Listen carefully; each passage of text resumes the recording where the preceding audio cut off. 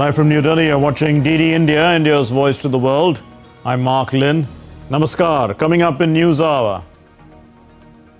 EU faces big revolt over drone wall plans amid alleged Russian threat.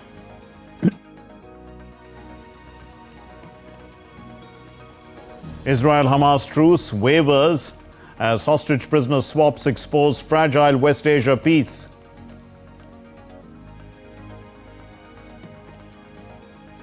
Pakistan-Afghanistan agree to 48-hour ceasefire after fresh deadly border clashes.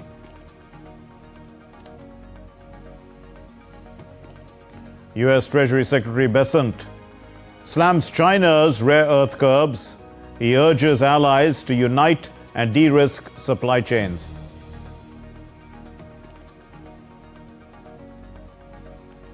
India's city of Ahmedabad is recommended as the host city for the 2030 centenary Commonwealth Games.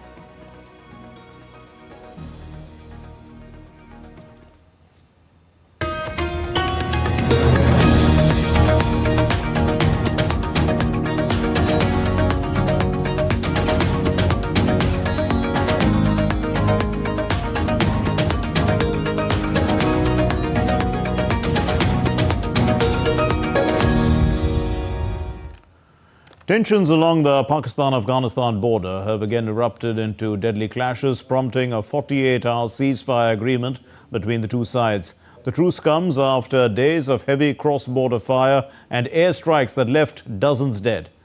Here's the report. After a deadly clash along the border of Pakistan and Afghanistan on Wednesday, Taliban administration agreed to a temporary 48-hour ceasefire with Pakistan. Pakistan's foreign ministry said both sides would make sincere efforts through dialogue to find a positive solution to the complex yet resolvable issue.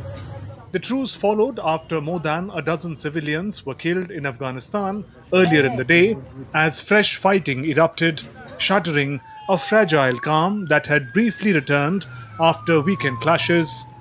Pakistan also carried out an airstrike in Afghanistan's Kandahar province amid the escalating hostilities. It was around 4 a.m. when the fighting began. Most of the wounded are children and 90% of the casualties are civilians, including women and children. We have, thank God, prepared the ambulances and all the injured, whether women or children, are treated here first and then transferred to Kandahar city. In retaliation, Taliban forces attacked a Pakistani border post, triggering gunfire and sending plumes of smoke billowing over the frontier town of Chaman.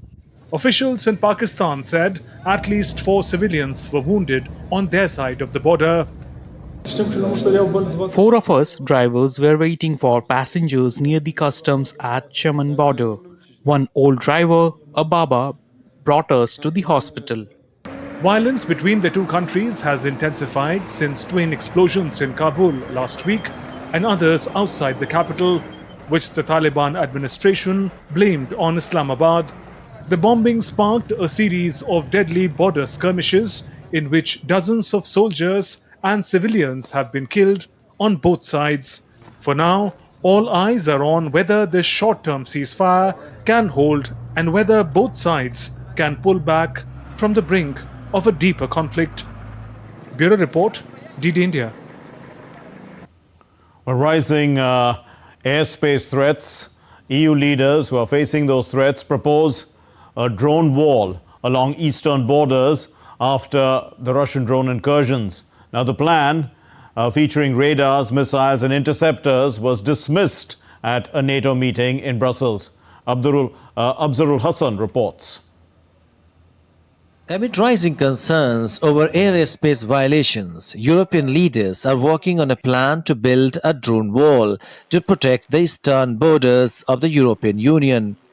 The plan was proposed after 20 Russian drones reportedly flew into Polish airspace last month. Soon after, drone sightings were also reported near airports in Denmark and Germany, raising fresh alarms about security gaps in European skies.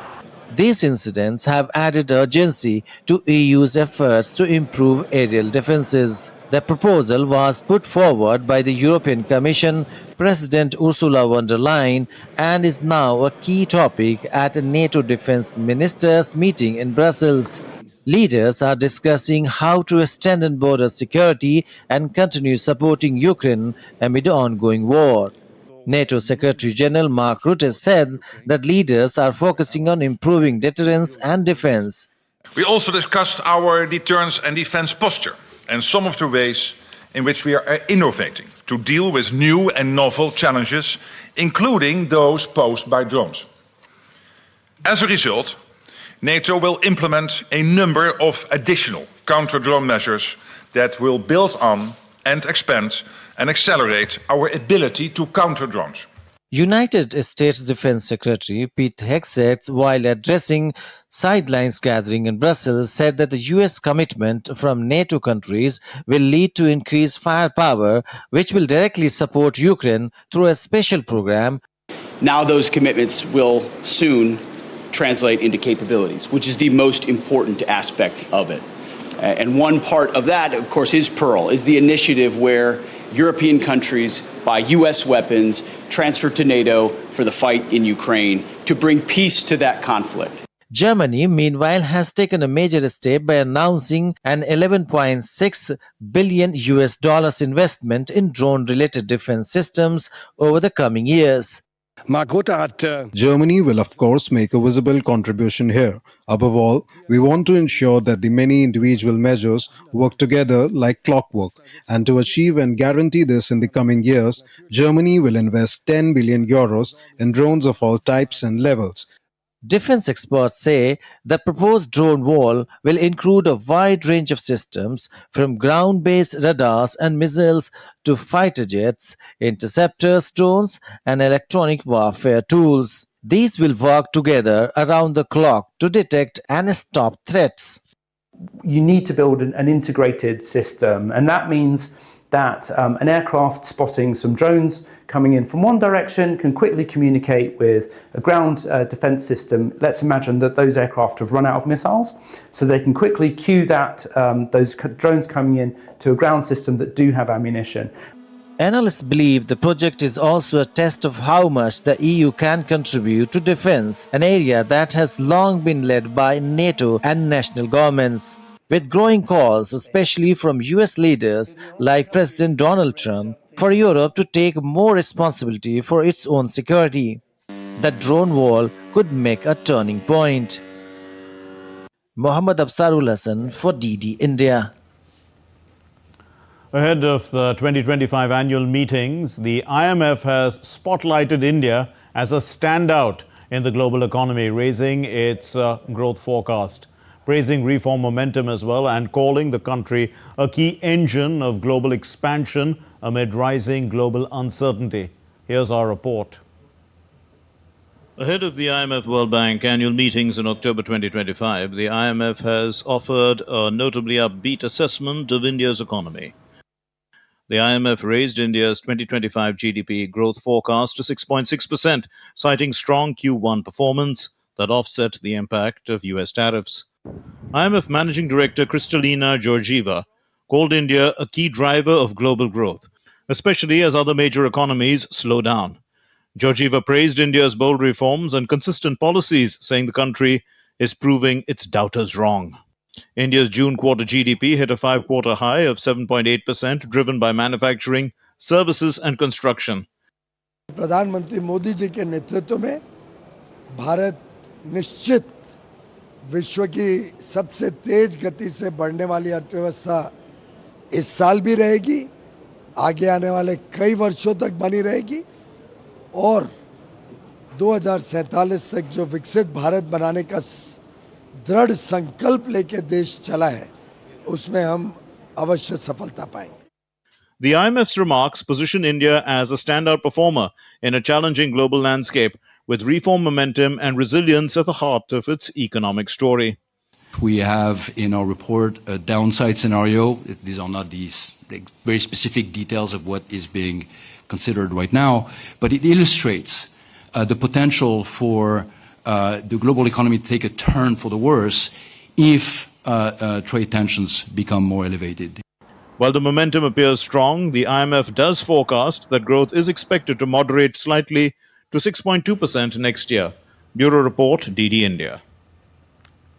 And to help us unpack this and put it into context, we have with us Dr. Nilanjan Bonik, senior economist. Dr. Bonik, thanks for being with us.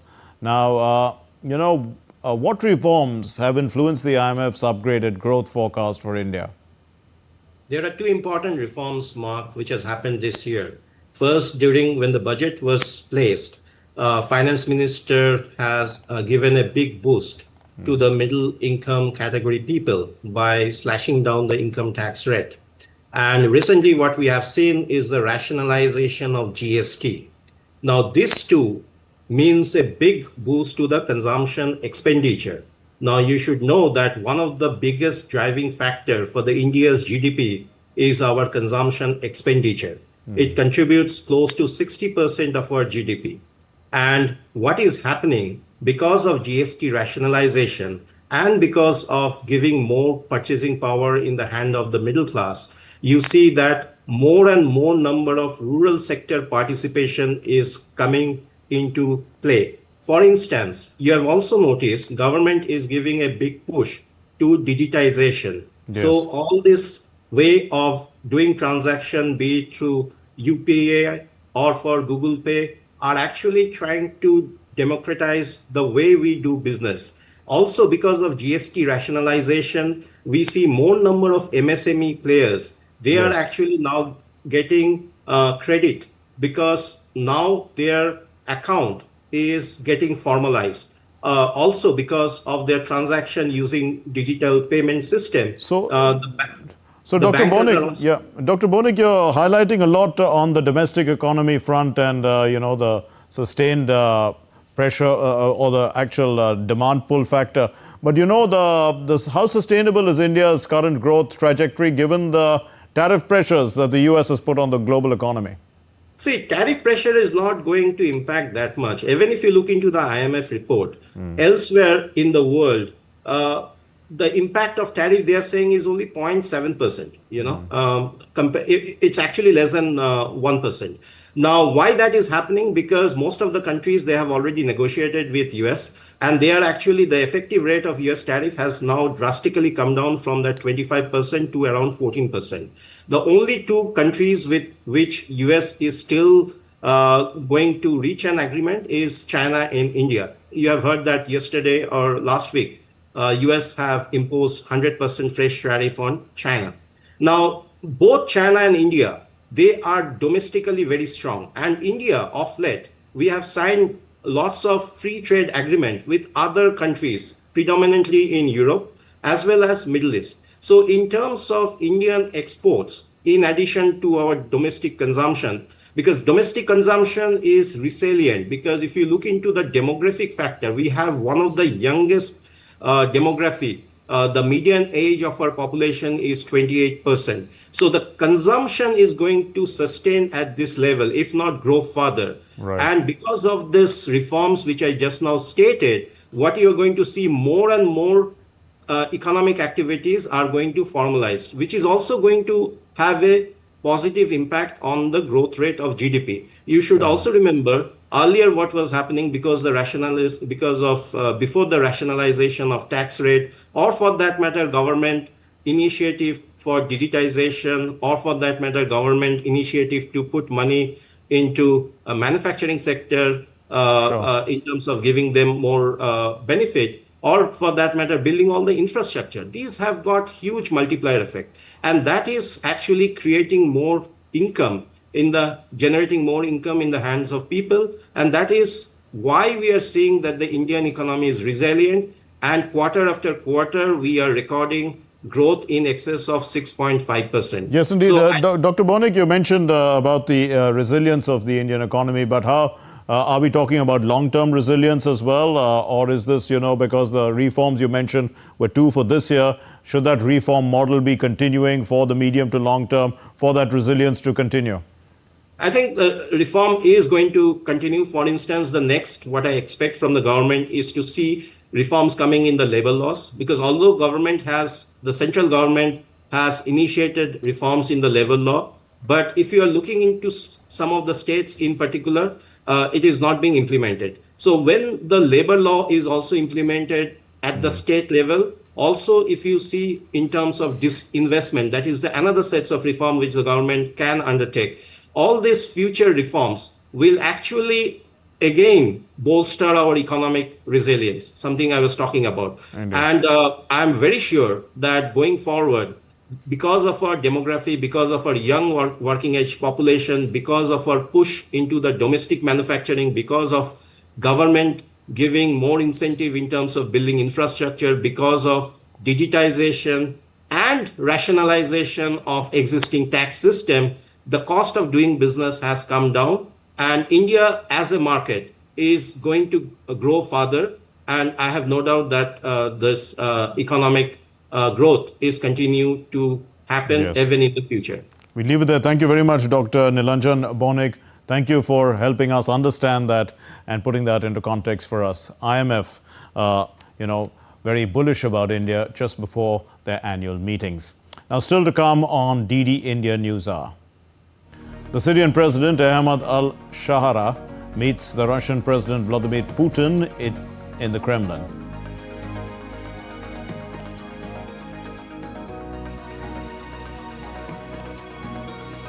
Indonesian oil tanker catches fire, at least 10 people killed.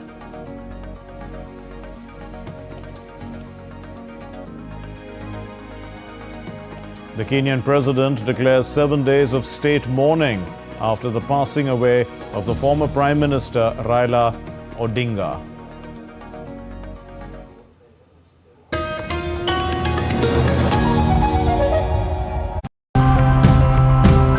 Faster, smarter, better. That's often the promise that comes with modern technology, but all of it comes at a risk.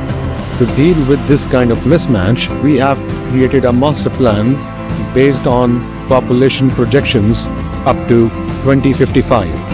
The main reason for looking for dry areas is both an efficiency reason and an avoidance of corrosion. We decided that this cannot go on forever. Something needs to be done.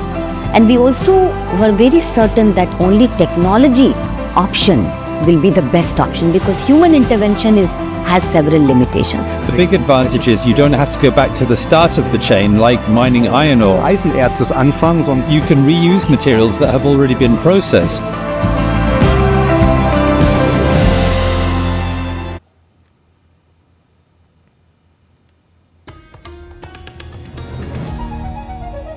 You're watching DD India News Hour. I'm Mark Lynn.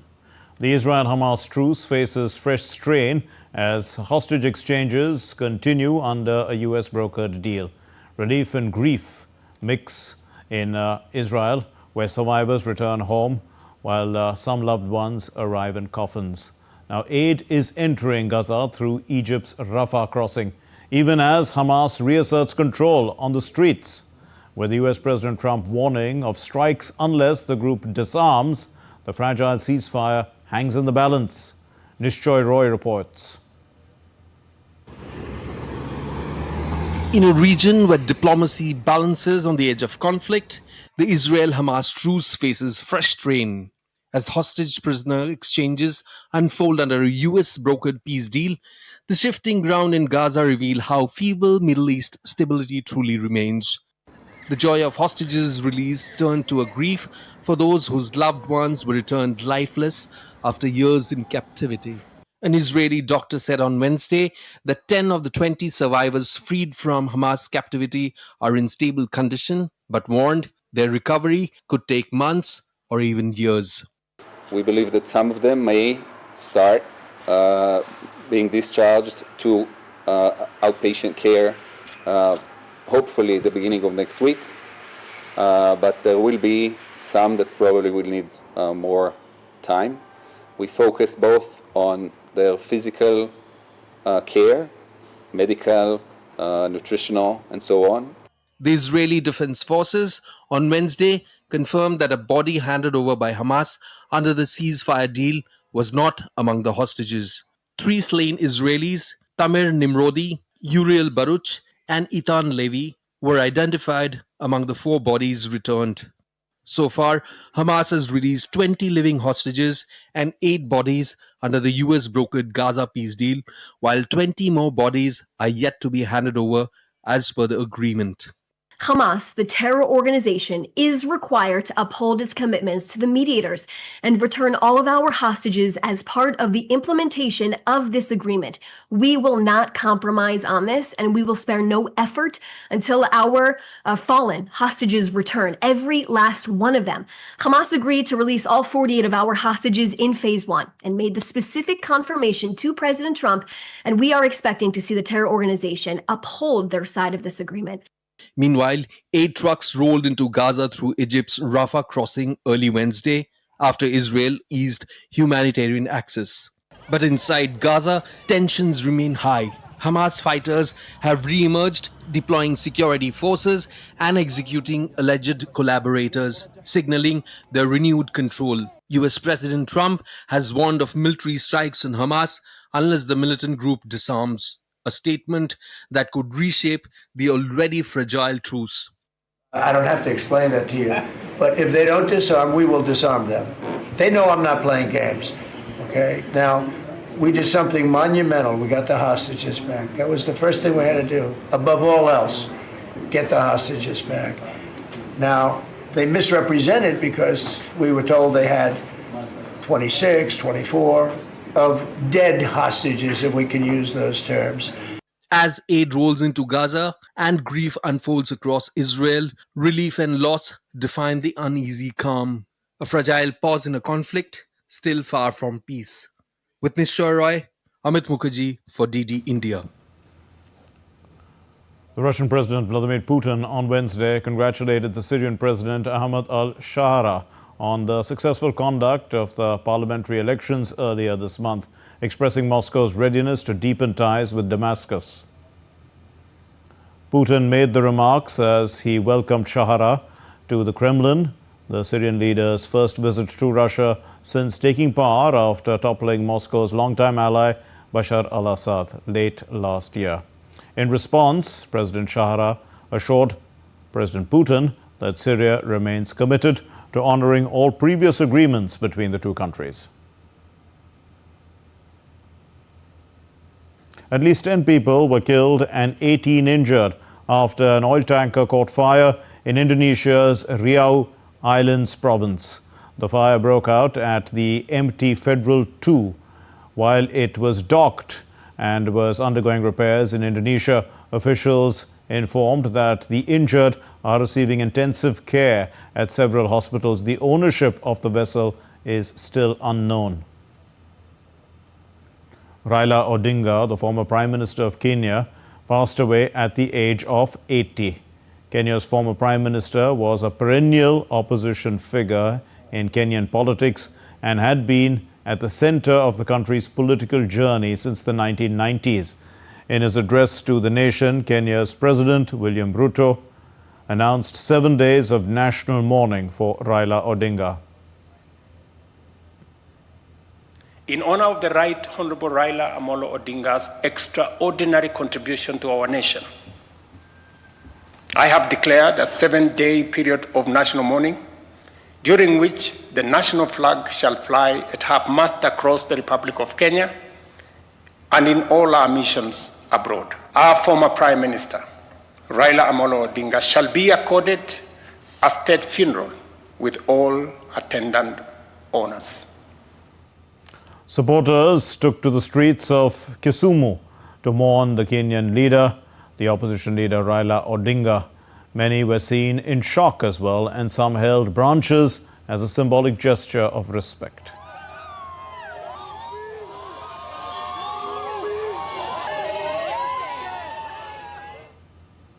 Wednesday for Kenya, and it is a dark Wednesday for the whole world, because today we are mourning an enigma. We are mourning one person who has fought for this country ever since. The death of Raila has been a shock to us. We as the youth and the ODM champions, we knew Raila as a father. Raila was an enigma. Raila was a pragmatic leader. Raila was a futuristic leader. And Raila Amolo Odinga was a man of peace.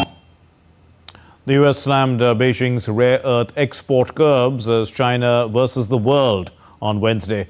Now, this comes along with China's sanctions against the US-linked affiliates of the South Korean shipbuilder Hanwha Ocean that are seen as a warning gesture to the United States. Washington does not want to escalate a trade conflict with China as the US President Donald Trump is ready to meet the Chinese President Xi Jinping later this month. Aarti Rana reports. China's foreign ministry urged the US and South Korean shipbuilder Hanwha Ocean on Wednesday to rectify their erroneous practices. The statement came after the Commerce Ministry banned transactions and cooperation with the South Korean shipbuilder's US-linked affiliates. Hanwha, which owns Philly Shipyard in the US, builds and repairs American naval ships and is developing a US-flagged LNG carrier. The sanctions announced by China's Commerce Ministry did not specify Hanwha's alleged activities. They come amid rising tensions, with both Washington and Beijing imposing new port fees on each other's vessels.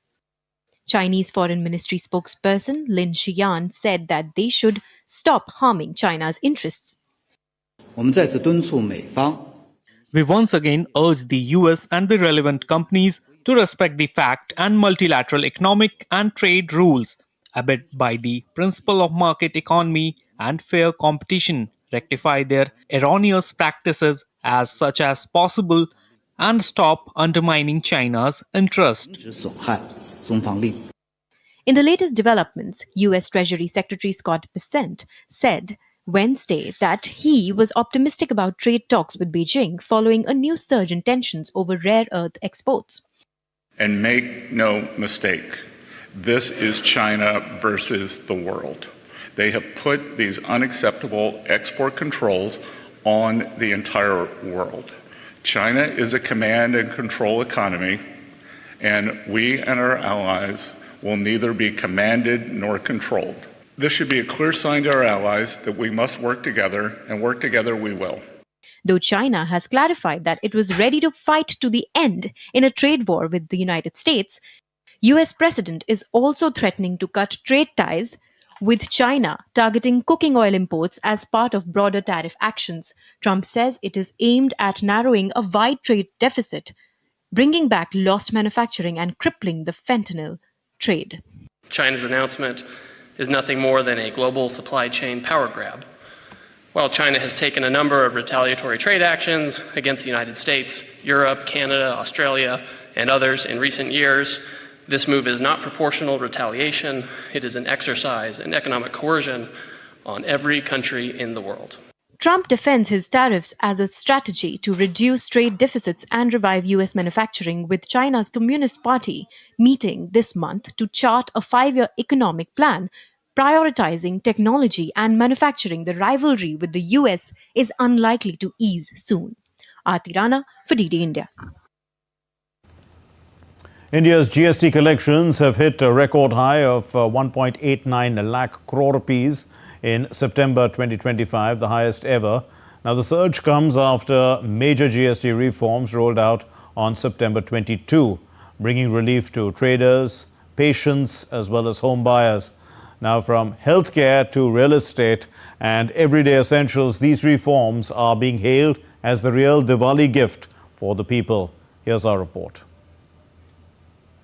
There has been a record turnover of goods and services tax in September 2025, with monthly gross collections touching 1.89 lakh crore rupees. Moreover, nation's mood is upbeat after the next-gen GST reforms implemented on 22nd September this year.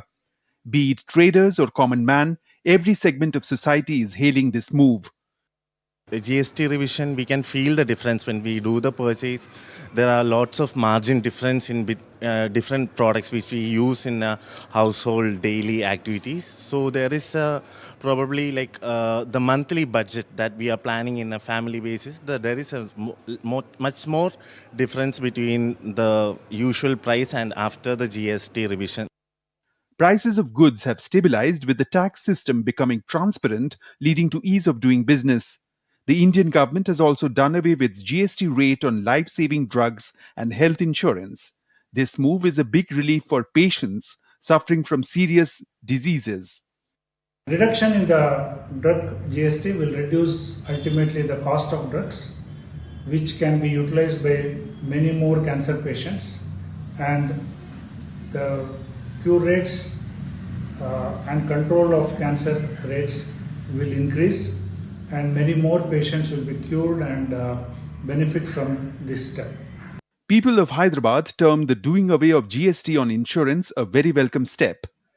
The new reforms, what it has been taken by our Honorable Prime Minister Sri Narendra Modi, we welcome those reforms. In medical insurance and life insurance also, it totally abolishes the GST, which is a very positive and good move on the part of central government. The GST rate reduction has also given a big boost to the real estate sector. I don't think that there is any doubt that GST rationalization is a very welcome move for both real estate as well as hospitality sector. It's a very strong signal, not only in terms of viability as well as liquidity availability in the market, but as well as the fact that there's a policy shift. Finance Minister Nirmala Sitharaman said that farmers are also reaping the benefits of GST reforms. किसानों के उपयोग वाले वस्तुओं के ऊपर भी tax कम हुआ है। सोलर पावर्ड इक्विपमेंट या आपके ट्रैक्टर, टिलर, एग्रीकल्चरल मशीनरी, पूरे के पूरे जितने भी किसान अन्नदाता उपयोग करते हैं, उन सब में जीएसटी का कम रेट हो गया है 5% या कभी कंप्लीट वेवर भी हुआ है। The impact of GST reforms can be seen in every sector, from cars and electronics to groceries and fashion industry. It's not just a tax reform, it's a festival of savings, a revival of demand, and as many call it, the real Diwali gift from PM Modi to the people of India. Bureau Report, DD India. And to help us understand this story in greater detail, we have Anil Padmanabhan, Senior Economic Affairs Journalist. Mr. Padmanabhan, thanks for being with us.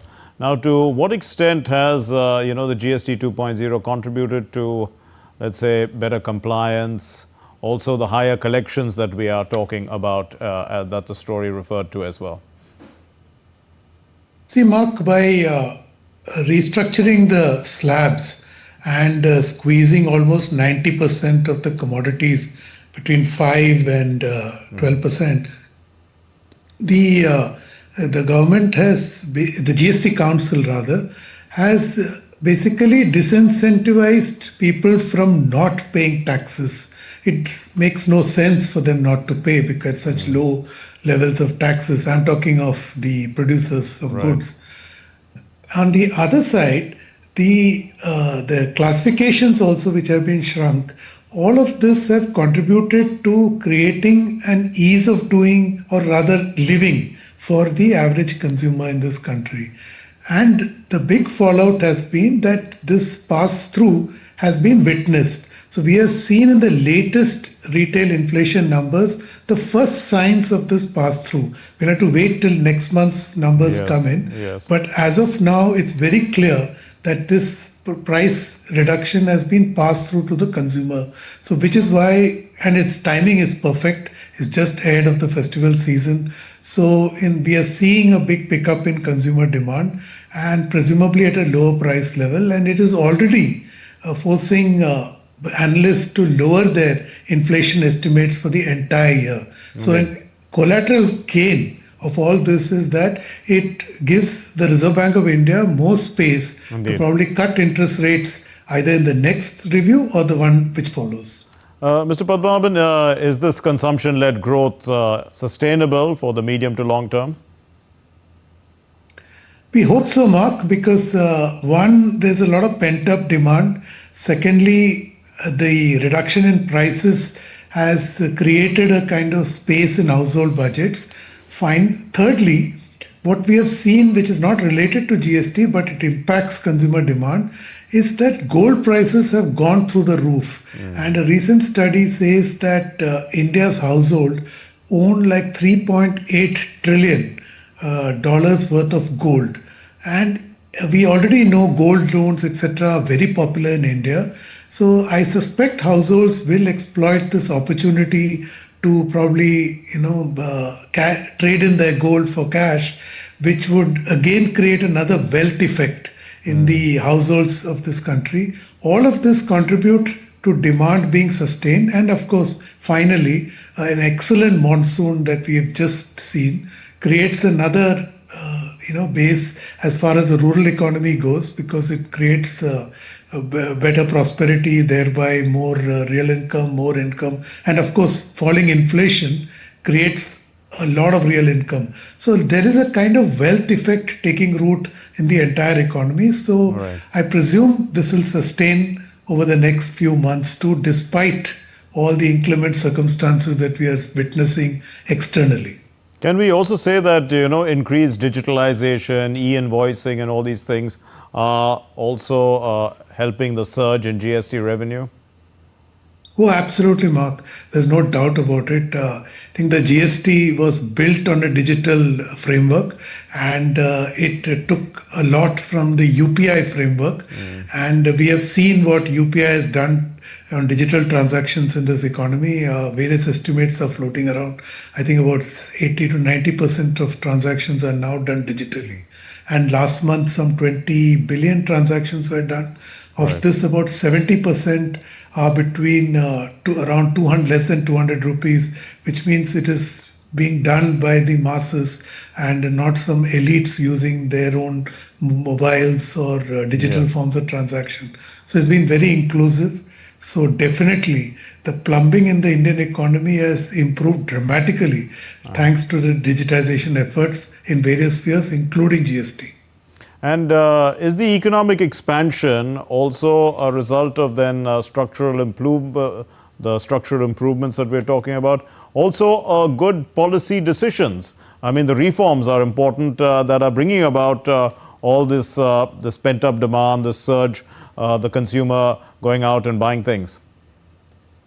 Oh, absolutely, Mark. In fact, if you look back at the last 5 years, the government had come up with a big package of reforms, which is what held the economy in good stead during bad times. India actually withstood the shock and then thrived thereafter. But subsequently, the reforms momentum slowed, onset of elections, various reasons were there. But once again, we are seeing the government initiate big reforms.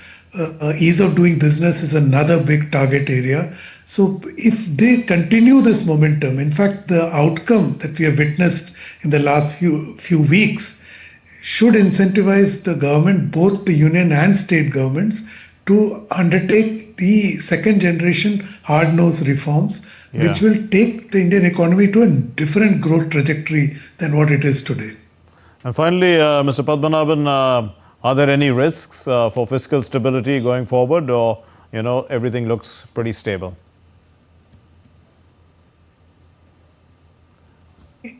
Everything looks very stable, but externally everything is unstable. So a lot depends on the external circumstance. One big variable that hopefully will be resolved over the weeks and months is the India-US face-off on trade. So if the United States pares down the 50% tariffs, it would give enormous relief to India's export industries, particularly textiles, which is very employment friendly. So hopefully the external sector will improve. This peace plan in the Gaza peace plan, which will probably assume one conflict.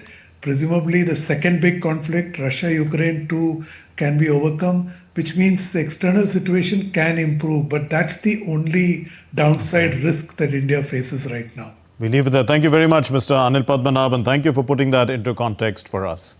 Now, our next story, the Minister for Commerce and Industry, Piyush Goyal, he has said that there is a need to ensure supply chain resilience through diversified sources. He was delivering the keynote address at the plenary session of the Indian Chemicals and Petrochemicals Conference 2025 held in New Delhi. And this conference highlighted the significant contributions of initiatives like Make in India, the production-linked incentives, Gati Shakti, and the National Logistics Policy. So a report on building India's chemical workforce for a $1 trillion industry, underscoring the importance of collaboration between government, academia, as well as industry to foster innovation, sustainability, and talent development, was also launched. The Commerce Minister said that domestic value chains must be protected where needed. We certainly don't want to be left at the mercy of one geography or even one or two geographies on any item in our supply chains, which can cripple our entire sector. We will need diversified sources. There may be items where we need solid protection, and we need to have that domestic value chain in sufficient quantity to make sure our entire sector does not become vulnerable. The Brazilian Vice President Geraldo Alckmin and the Defense Minister Jose Múcio Monteiro Filho met the Defense Minister of India Rajnath Singh on Wednesday, marking a key step in deepening the strategic partnership between the two major democracies. During the meeting, the leaders discussed a wide range of issues related to defense cooperation and industrial collaboration. They also reviewed ongoing engagements between the two nations and explored avenues to expand cooperation. Speaking at the meeting, the Defense Minister Rajnath Singh highlighted the common aspirations and interests of Brazil and India as major growing economies. Excellency, as two large democracies and growing major economies, we have common interests and aspirations to play a larger role in the international governance and economic architecture. Therefore, our defense and security partnership, I believe, can contribute in furthering international peace and security, safeguarding multilateralism in global affairs, and in preserving the principles of sovereignty and the territorial integrity of nation states. The new Mangalore Port Authority commemorated its Golden Jubilee while celebrating 50 years of unwavering service to India's maritime trade and infrastructure. Speaking at this event, the Union Minister for Ports, Shipping and Waterways, Sarbanand Sonowal, he highlighted the new Mangalore Port's pivotal role in driving India's economic transformation. New Mangalore port authority ने मन बना लिया है कि अगले दिनों में परम आदरणीय प्रधानमंत्री जी ने जो दो विजन हमें दी है हमारे मंत्रालय के लिए, पोर्ट शिपिंग वाटरवेज के लिए, इंडिया विजन 2030 और अमेरिकन विजन 2047, दोनों विजन को एक्शन में आर्टिकुलेट करने के लिए अलग अलग पोर्ट ने आधुनिक व्यवस्था खड़ा करने का निर्णय ली है. उनमें से एक है new Mangalore port. Well, the Supreme Court of India has relaxed the firecracker ban conditions in Delhi NCR region ahead of the Diwali season and has announced bursting of green crackers or green firecrackers from October 18 to October 21. The bursting of green firecrackers will be allowed from 6 a.m. to 7 a.m. on Diwali and again from 8 p.m. to 10 p.m. in the evening, so just 2 hours. And the Apex Court has also said that it has to take a balanced approach, permitting bursting of green firecrackers in moderation while not compromising on the environment. The court ordered police authorities to constitute patrolling teams to keep an eye that only permitted products with QR codes are to be sold, while no firecrackers will be allowed in the Delhi NCR region from the outside area. Now, in a strict action. The top court has ordered that the fake firecrackers, if found, the licenses of those will be suspended. The Indo-Sri Lanka Chamber of Commerce and Industry hosted Bridging Borders 2, which took place on Wednesday. It focused on enabling Sri Lanka's market bond issuance in Indian currency. Speaking at the event, the Deputy High Commissioner of India, Dr. Satyanjal Pandey, underlined the importance of re-strategizing bilateral trade and settlement mechanisms in the current global economic context.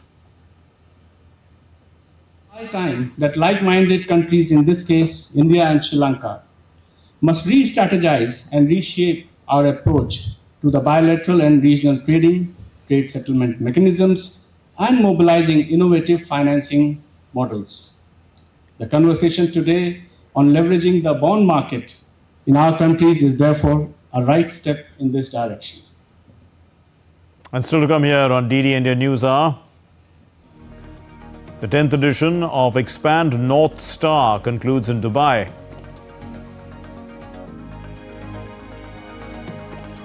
And Cristiano Ronaldo becomes the all-time top scorer in World Cup qualifiers.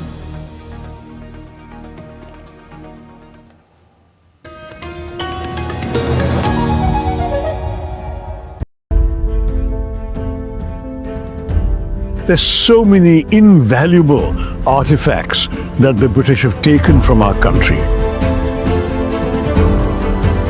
They robbed us of our self-respect. They robbed us of our honor.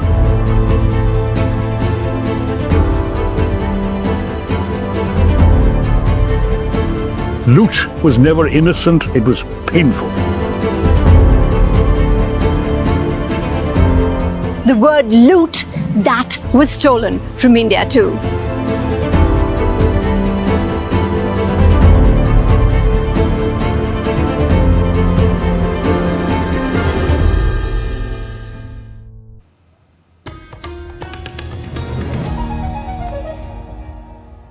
You're watching DD India News Hour. I'm Mark Lynn.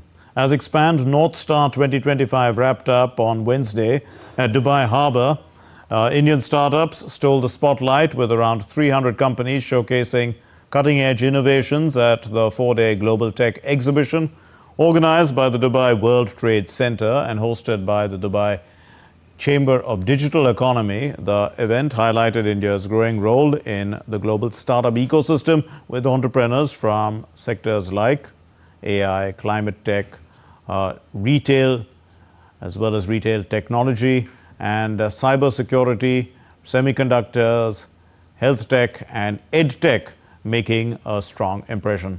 With Dubai fast emerging as a strategic pathway or a gateway for international expansion, Indian innovators are tapping into its supportive ecosystem. This is aided by Dubai International Chamber's Bangalore office, which helps startups set up and scale in the region.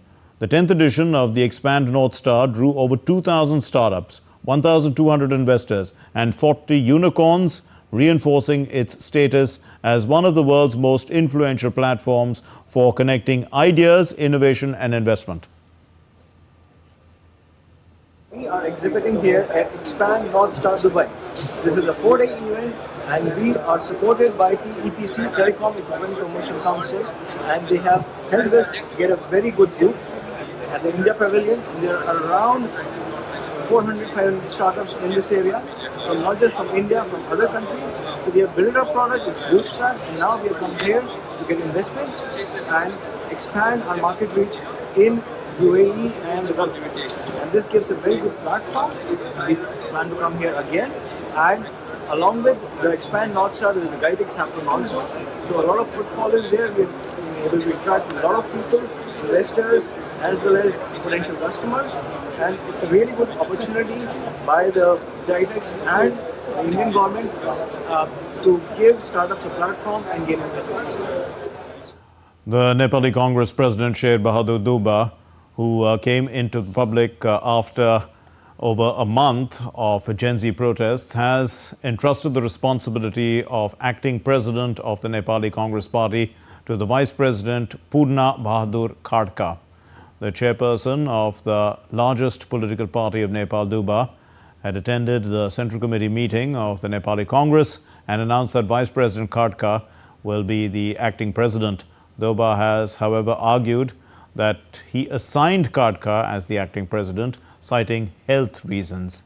The leadership transfer would formally happen after the 15th General Convention, which takes place in December.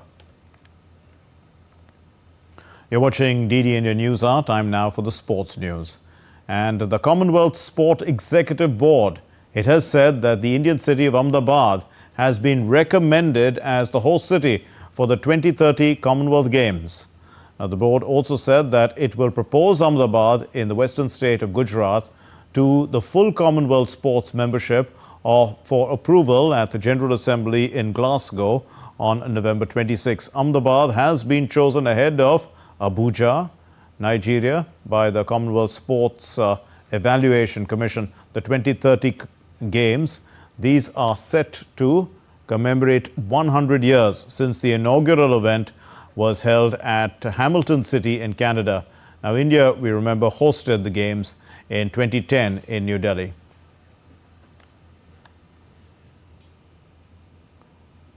Golf's biggest stars are set to descend on the Delhi Golf Club as the DP World India Championship. It tees off from the 16th to the 19th of October 2025, bringing together an exceptional field which is led by the world number 2, Rory McIlroy. DD India's Abhishek Prasad brings us a preview. The stage is set for inaugural DP World India Championships as some of the biggest names in men's golf will vie for glory at the Delhi Golf Club from Thursday. The event, scheduled to run from October 16 to 19, will be the most lucrative golf tournament ever held in India. From world-class swings to homegrown talent, this DP India World Championship is where India's golfing dream meets global glory. Featuring a star-studded international field, including Ryder Cup stars Rory McIlroy, Tommy Fleetwood, Victor Hovland and Shane Lowry, the tournament marks a new chapter for professional golf in India. Career Grand Slam winner McIlroy marks his first appearance in India this week with a return to competitive action after helping Europe win the Ryder Cup at Bethpage. I think India has a wonderful culture. I think the people are unbelievably welcoming and hospitable and gentle, I guess would be and it's a pleasure to be here. Golf has become quite a big sport in this country, but hopefully I can help it become even bigger, which would be a great thing. Flying the flag for India will be Shubhankar Sharma and Anirban Lahiri, who have previously won on the DP World Tour. Sharma expressed excitement about returning to Delhi Golf Club, highlighting the strong field and the event's importance for Indian golf, noting the growing popularity of the sport and the opportunity for Indian players to compete against the best. This is definitely the biggest event that's happened in India, and I'm really happy guys like Rory and Tommy are here. It's a very proud moment for everyone in India and for Indian golf. I hope there'll be an Indian winner this week and there'll be many Indians in the top 10. Tournaments like this will definitely help in enhancing it furthermore. And now it being an Olympic sport, there's going to be much more impetus given to golf. There'll be a lot more funding, and events like this just it's more eyeballs on the sport when the world number 2 comes to your country. A $4 million purse is unprecedented in Indian golf.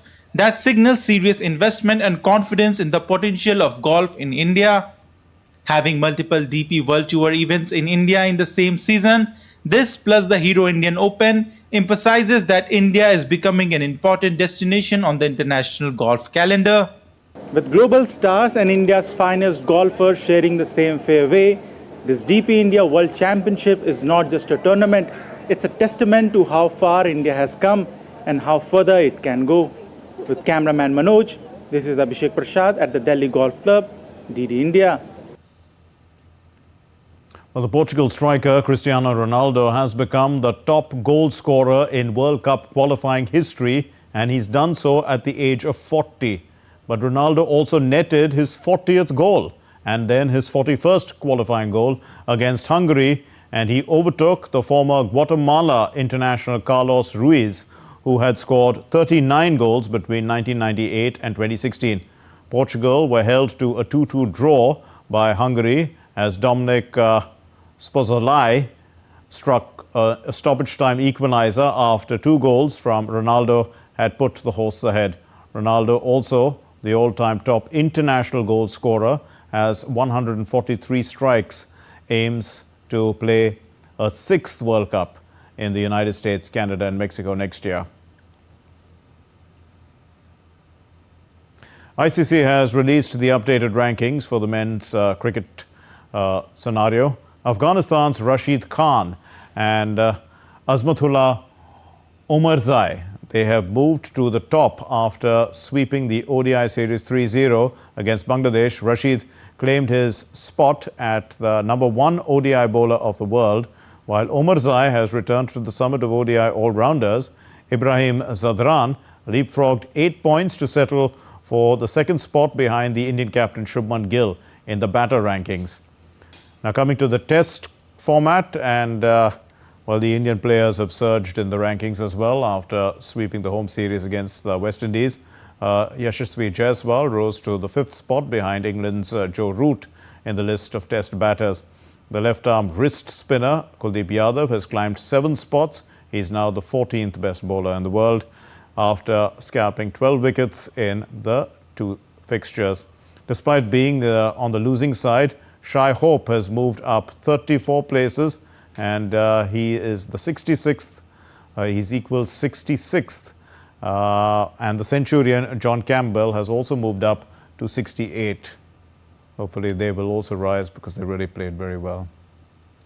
Well, that's all we have in this edition of DD India News Hour, but let's know your thoughts on the news of the day. And for those of you on the go, get the latest news and updates from India and across the world on the DD India mobile app. The app is available on both Android and iOS platforms.